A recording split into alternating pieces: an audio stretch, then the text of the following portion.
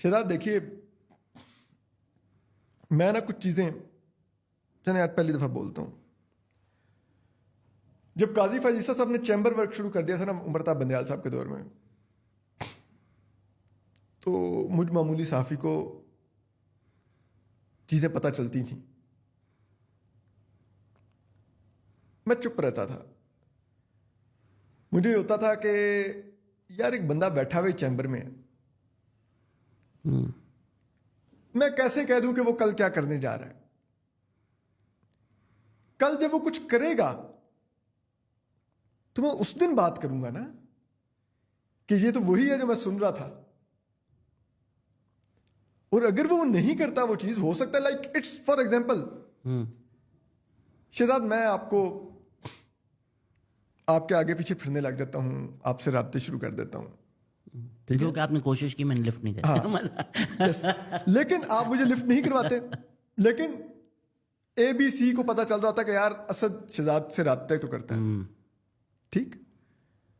اب ہو سکتا ہے آپ مجھے لفٹ نہ کروا رہے ہوں, ٹھیک ہے, آپ مجھے گھاس نہ ڈال رہے ہوں, جو چیزیں میں آپ کو سجیسٹ کر رہا ہوں آپ آنے والے دنوں میں وہ نہیں کریں گے, ٹھیک ہے. تو میں صرف اس بنیاد پر آپ کے اوپر الزام لگا دوں کہ آپ اسد علی طور سے رابطے میں آ گئے ہیں, اس کا مطلب ہے آپ کہیں نہ کہیں کمپرومائز ہو گئے, ٹھیک ہے. تو میں نے ویٹ کیا کہ وہ عملی طور پہ بھی تو وہ کمپرومائز نظر آئے نا, تو پھر بات کروں گا. اور میں یہ بات ان کے اوت سے 10-15 دن پہلے میں نے کہنی شروع کر دی تھی کہ یہ چیزیں ہوں گی, الیکشن, ٹھیک ہے. اور 2 اور چیزیں تھیں, لاپتہ افراد کا مسئلہ, اور 3 چیزیں میں نے کہی تھی, فارگیٹنگ دا تھرڈ تھنگ. میں نے کہا ان چیزوں کے اوپر میں جسٹس قاضی فیض عیسیٰ کو ریٹ کروں گا جب وہ چیف جسٹس بنیں گے, کہ وہ کہاں پر مجھے کھڑے نظر آئیں گے, ٹھیک ہے, کیونکہ میں انہی پر سن رہا تھا سب کچھ کہ کیا چیز چل رہی ہے, ٹھیک ہے. اور پھر جب وہ آئے مہینہ 1.5 بعد میں نے دیکھنا شروع کیا کہ تو سب کچھ وہی شروع ہو گیا جو سن رہے تھے, جو پتہ چل رہا تھا ذرائع سے, جو کہانیاں ہم سینہ بسینہ چلتی ہم تک آ رہی تھیں, یہ تو منوان وہی ہو رہا ہے.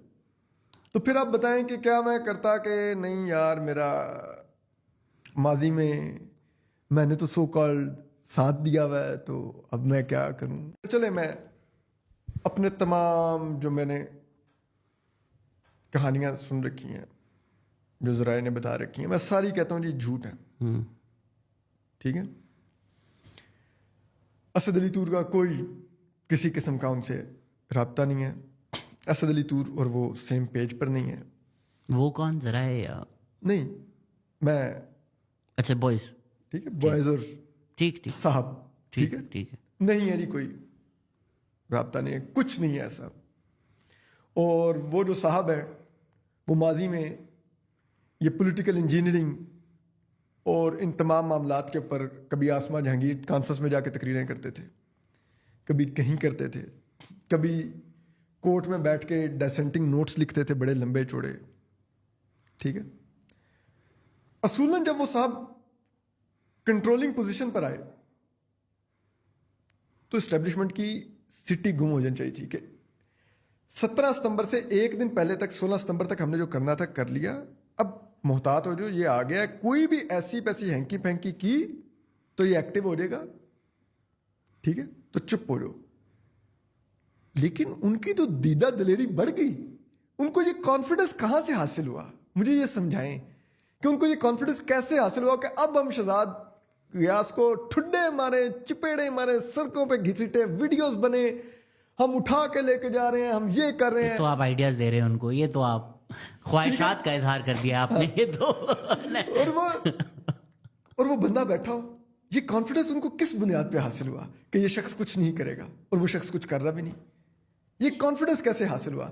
بلکہ اس شخص نے آ کے پہلے تو چلے ہمیں لگ رہا تھا کہ شاید گلزار ڈاکٹرائن ہے کہ جس چیز سے اسٹیبلشمنٹ ڈسٹرب ہوتی ہے اس کیس کو لگاؤ ہی نہ, اس کیس کو اٹھاؤ ہی نہ. ہمیں لگا پہلے وہ ڈاکٹرائن ہے.